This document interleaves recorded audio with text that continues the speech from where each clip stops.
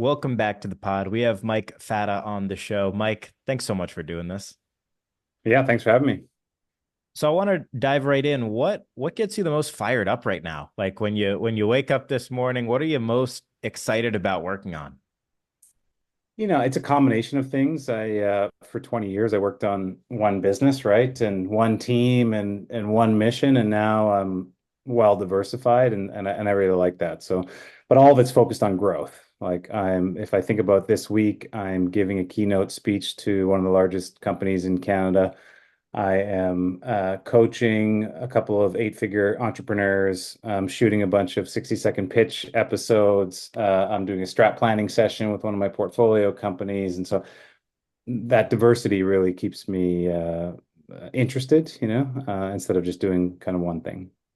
Why do you like it more doing so many different things? And how do you stay focused on that growth compared to running that single company for so long? Yeah, I think it's probably just because I did it, like 20 years, all my eggs in one basket. Don't get me wrong, it's easy. Like if you're doing one thing, it's very easy to know what you're doing when you wake up in the morning, right? You show up and you're, especially in entrepreneurship, you're helping that company survive and the team needs you and stuff. And I don't know, there's a lot more I find emotional kind of stress along with kind of just all your eggs in one basket or doing one thing. So and I at this point in my career, I'm scratching all these itches that I want to scratch, and so I feel like I'm just getting started with my personal and professional growth. Love it. I first found out about you through LinkedIn and your personal brand. What was the sort of impetus to put a lot of time, attention, and investment into building your personal brand? A combination of things, but I found even after we sold the company and I had all this success, that I didn't have all the opportunities that I thought that I wanted. I wanted connectivity in our industry.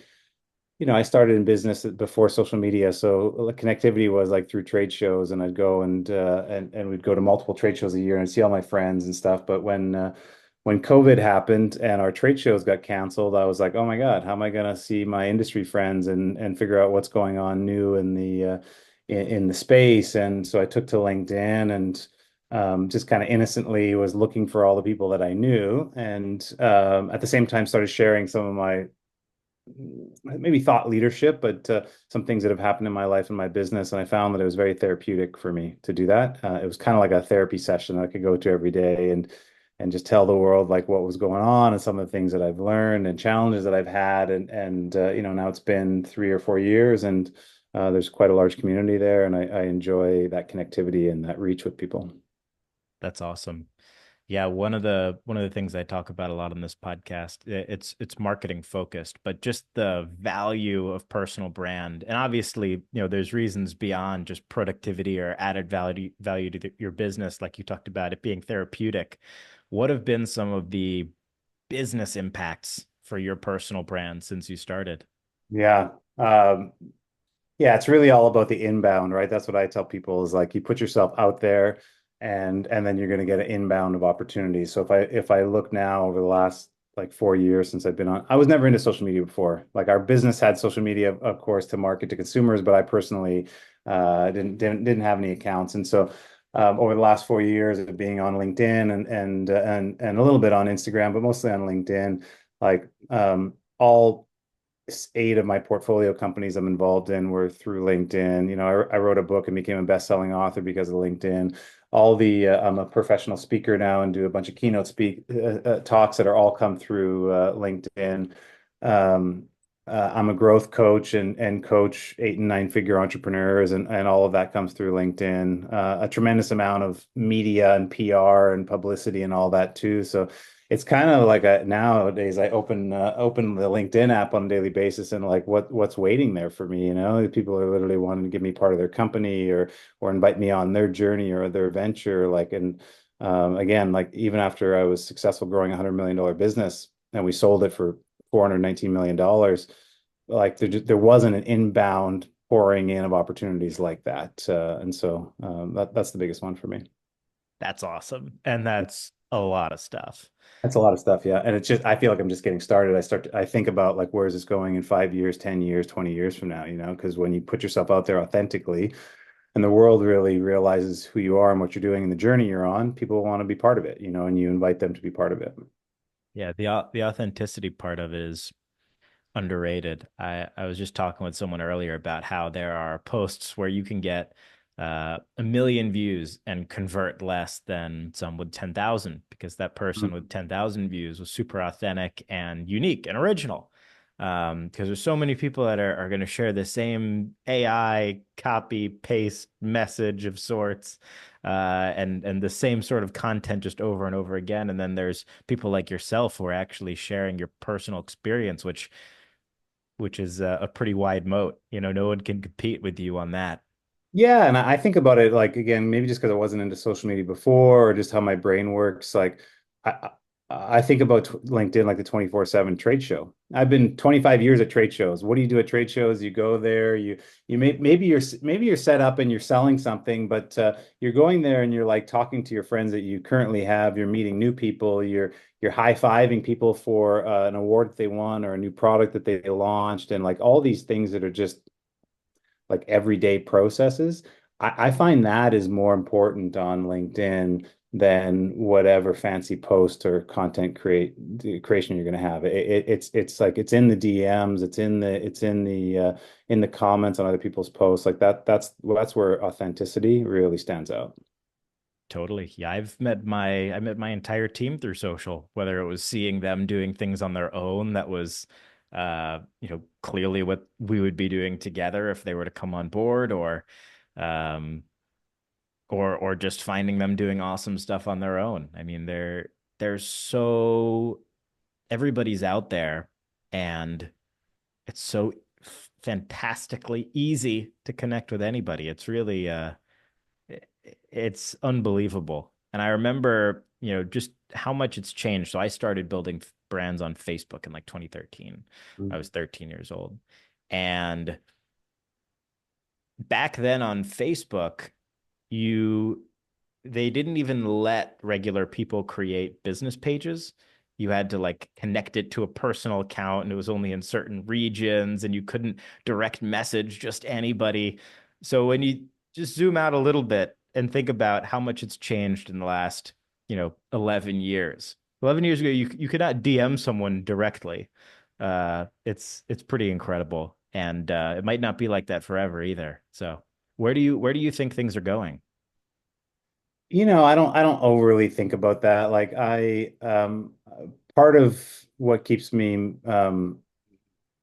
motivated and disciplined is I need to have fun with things. So and sometimes it's a thin line between like wanting to do something and having to do it. Like for 20 years, I had to show up to my business every day to grow that business. And now I'm afforded the opportunity to not to have to do things that I don't want to do. And so I really want to do them. And if I want to do them, I need to have fun doing it. Meaning I'm not going to go hire some agency and pay a lot of money to make my social media influence bigger for what? Like to drive my ego or to drive more business. That doesn't seem like fun for me. And so I'm always curious. Like I could see in the last 4 years, and again, like LinkedIn, I think is such a gift, very different than the other more consumer facing platforms, given that it's more business focused. Not that you can't do business on Meta and some of the other platforms, but LinkedIn is very much there. I've seen the changes as the team and tries to develop the LinkedIn brand and the platform kind of further and so you kind of adapt to that, like more video facing than still posts, and they've tried their fair share. I think just LinkedIn audio, which I was a big fan of, is going away, and like the platforms are going to change. But what doesn't change is if you're a combination of like educating and entertaining someone, like teaching them something new and doing it in a format that's not boring and dull. I don't think it really matters on what your platform is or where you are, like what your niche is. You could be successful, and that's timeless. This episode is powered by thehobbyletter.com. It's the newsletter that I started that shares everything we do on the marketing front, everything that we use to build Hoops Nation 0 to 10 million on social, everything that we've used to build dozens of brands to over 100,000 or a million in their own niches and grow the business. Everything on Instagram, everything on Facebook, everything on TikTok, everything on Twitter, so on and so forth, including our campaign business as well. It's everything that we learn from other people, everything we've learned ourselves from experience. I hope you check it out, thehobbyletter.com. Your first month is on me. So check it out. Link in the description below, and I'll see you there. And then to double click on, it's so important, like what you've done is talk from your experiences, those lived experiences, uh, things that you've overcome over time, uh, businesses that you've built, companies that you've advised, all that sort of stuff is so unique and original to you that you're really the only person that can talk about any of that stuff. And I think that's why it resonates with people like myself. Mhm. Yeah, I mean that's true authenticity. You know, we talk in branding, you know, I was in the CP in the consumer packaged goods brand business for it's been 20, 26, 27 years. Like you want to differentiate yourself from your competitors, right? Like and just so people understand who you are, what your brand is all about. Personal brand is no different than that. All the things that I've learned over the years creating a product and a brand I've just taken to my personal brand and played around with, right? It's me, I'm a solopreneur. And so like taking some of those practices and I get some hate for it, like your brand is going to do. And not everyone's going to love you as a person, not everyone's going to love your product if you're selling a product. Like people literally send me notes and say, why do you say on your LinkedIn profile that you grew $100 million business and sold it for $419 million? And I'm like, well, because I did, one. And two, I know that that differentiates me from a lot of other people. And that was my journey, right? And so I'm going to be proud of that. But that offends some people or makes people feel envy. I don't know what it is, but they have to call me out and say, like, why do you do that? Is that for your ego? And I'm like, no, that's my path. That's, It's like, the am I not truth. going to if I want a Stanley Cup, am I not going to tell you like I'm a Stanley Cup champion? Like if that's my journey in sport, like and so, but I learned that through social media and more reach, like listen, like 10% of people are going to love us probably no matter what we do. If we put ourselves out there, we're going to find our community. 10% of people are absolutely going to hate us, even if they don't know us, they're just going to be revolted by whatever we're putting on. And 80% of people really don't care. They're like to grab their attention is going to be a big challenge. So if you think like that and just do it for yourself and put yourself out there and enjoy the process, you can't really go wrong, especially if people say niche. Like I guess my niche is I was the hemp guy for 20 years. And now over the last 5 years, I think I'm more known as the growth guy because, I lost 100 pounds. I built $100 million business. I've had a tremendous amount of personal and professional growth, and I continue on in that space. Like I'm not resting. I like to personally grow every day and professionally grow, and then I want to help other people do that. And so, I guess that's my niche, but that's a pretty wide, like, anything to do with personal and professional growth. I feel like I can share my experience there, and it resonates with people. Totally. Those are great niches. I saw you post about people who are anti-hustle culture, and I'd love to talk about that. Mhm. Um, you know, hustle culture to me, growing up was a good thing, right? Because I was a terrible student and I saw this like you work really hard, you do good things, and good things just happen from that. And then over the last couple years, it seems like that pendulum has totally swung and people are negative towards quote unquote hustle culture. Why do you think that is? And why do you think that's wrong?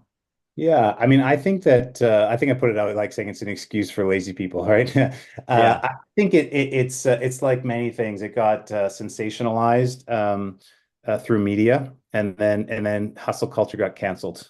You know, listen, I grew up with a single mom. We were pretty poor. My dad wasn't in my life, for my brother and I watched my mom work her ass off, two jobs, and then also going to night school to try to better herself and get her accounting degree, and that's all I knew when I was young, right? Like that was the implant. Is that hustle culture? Yeah, my mom was like hustling her ass off to work and put food on the table and literally give my brother and I a chance. And so when I was young, I was like, well, it's one of the reasons I dropped out of school at 14 is I wanted to start working and making money and so like working your butt off for what you want to get yourself out of a poor place, to better your family, to create legacy. Like I don't see any issue with that, but now that's got turned into hustle culture because, maybe people took some pictures with fancy cars and jewelry and said like everyone should work their ass off so they can get like it's like I don't know what really caused the media attention, the negative media attention, and the cancellation of it. But at the end of the day, I'm just a big believer in hard work. If you want something, work your butt off for it. And people that don't aren't generally going to get things in life that they want. So, and I don't think there's anything wrong with. Likewise. Yeah, totally. I think hustle culture just needs a little rebranding. That's Yeah, all. rebrand. Yeah, I'm sure it will. It's like everything comes back, right? Vegetarian, vegan, plant-based, all of a sudden plant-based, and no, plant-based isn't good anymore. So people will be like veggie forward, or everything in life just kind of recirculates, and a little rebrand can freshen it up. Yeah. Yeah, I think what probably happened though is just a few scammers like adopting that identity because it was cool at one point and they made it uncool. Like Yeah. some bad actors, but I agree. And I feel like everyone respects hardworking people too. Like you see someone, doesn't matter who they are, where they're from, how old they are. Like if you see them just working hard towards their dream, it's something everybody can respect. Yeah. Like, Yeah, I think it's not for everybody too. I think that's why I said that like hustle culture, like people that are anti-hustle culture, it's an excuse for them to be lazy because I think there is some of that too.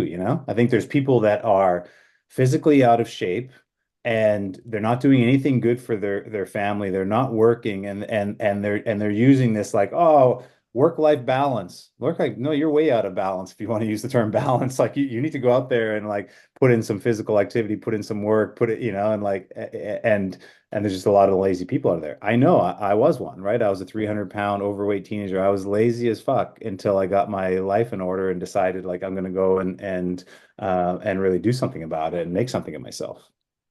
yeah. What um what would your advice be to those people who are in that position, who are, you know, Struggling? using that excuse Yeah. to be lazy?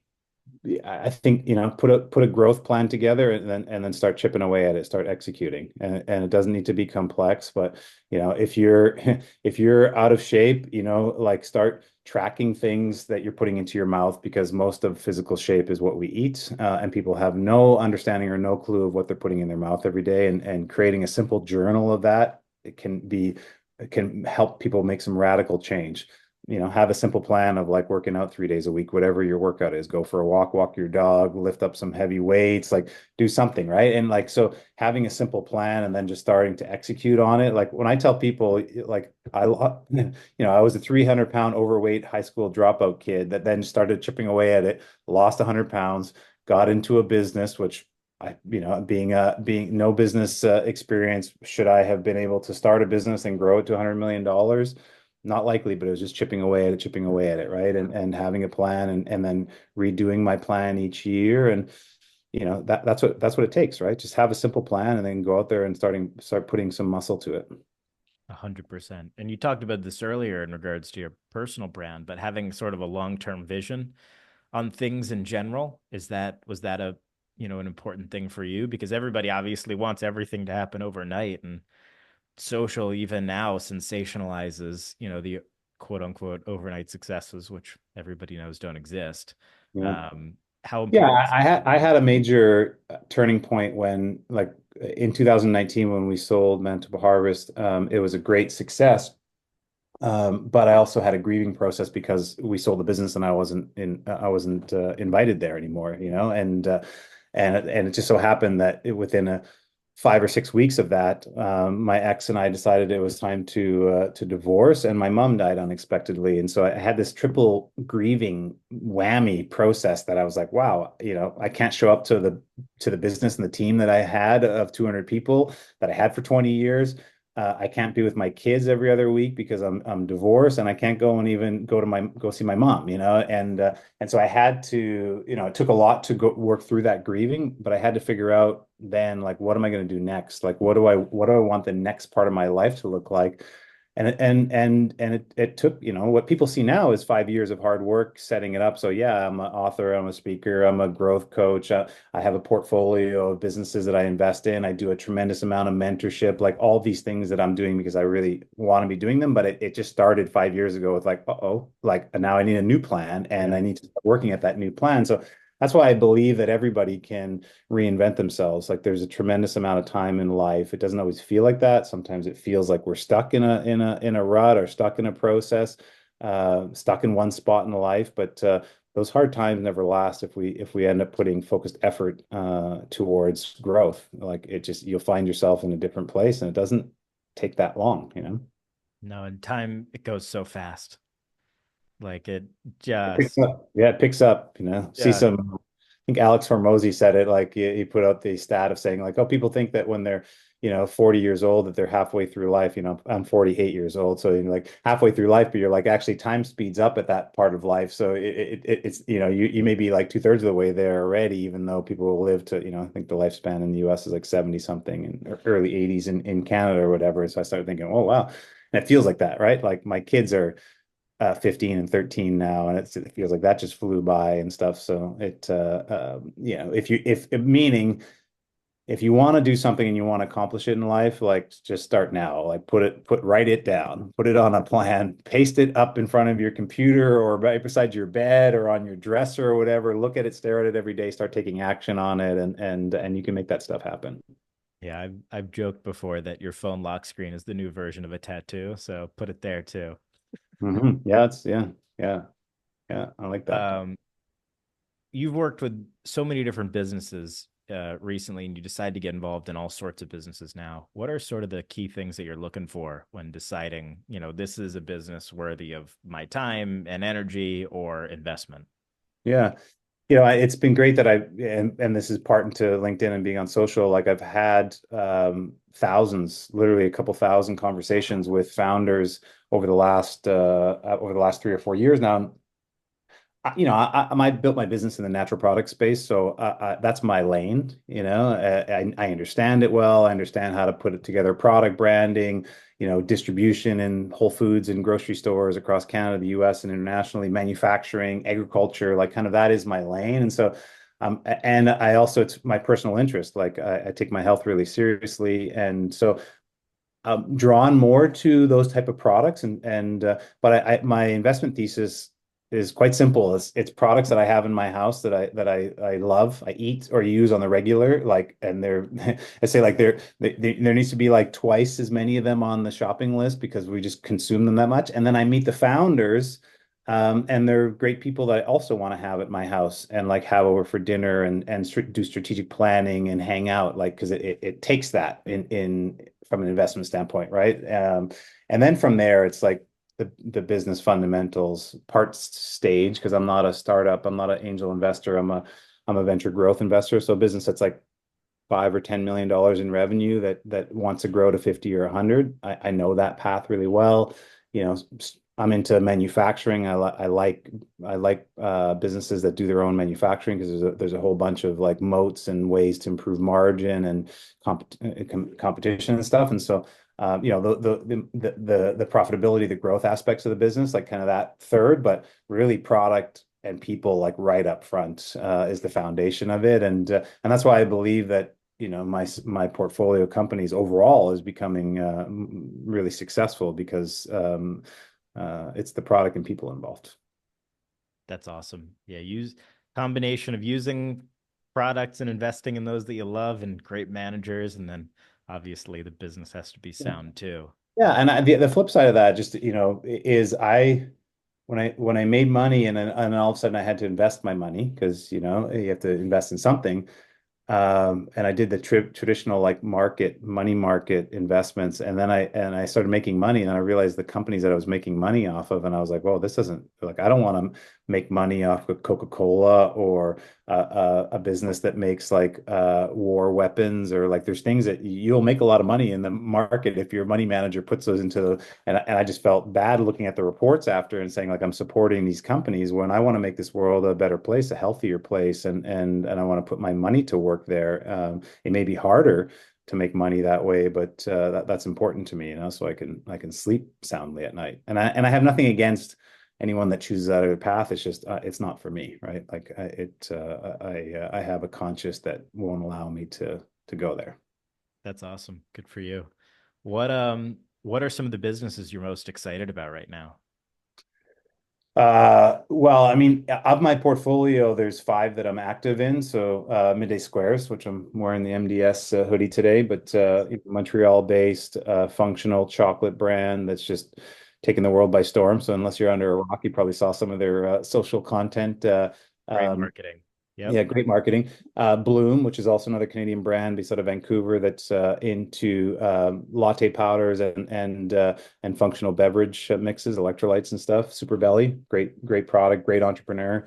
Nuts for Cheese is one of the leaders in organic cashew-based dairy, non-dairy products. Uh, Cheeses and dips and stuff. Great founder, manufacturing in London, Ontario.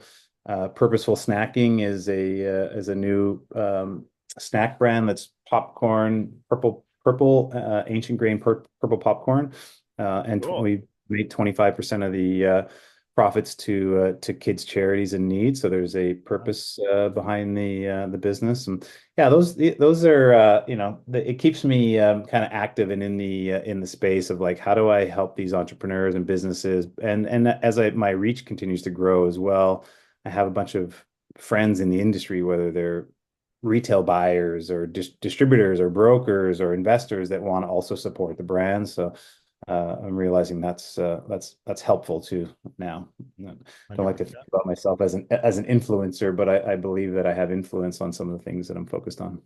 And that's much more much more valuable influence to a company than, all there's so many different categories of influencers, but sounds like that's right there at the top in terms of value to these companies. So that's really Yeah, awesome. I'm trying to like, and I lead not by theory, like by practice. So, I know this, that every business is different. And so every growth path of a business is different. And so I'm not the one to say like, hey, here's how you should do things. I explain from a mentorship standpoint or advisory to the businesses, like, here's the lesson I learned. I have that scar on my back. It was about the same stage of business that you're at right now. And I would have rather that I chose option B, and they're like, oh, that's super helpful. Okay, thanks. I didn't have that perspective before, right? And that's a lot different than saying, like, you should do this, because again, like every business, every person's journey is different. So perspective, and then ultimately the entrepreneur needs to decide like how are they going to run their business or what decisions are they going to make. Makes sense. Well, you're the man. Thank you so much. Thank you so much for doing this. I'll link your LinkedIn down below so everybody can check it out. And yeah, Yeah, keep sounds keep good. Yeah, up if the anyone good wants to work. connect, just send me a note on and just tell me you heard the episode. I'm happy to connect. Awesome. Thanks so much, man. This was great. Yeah, All right, thanks again. everybody.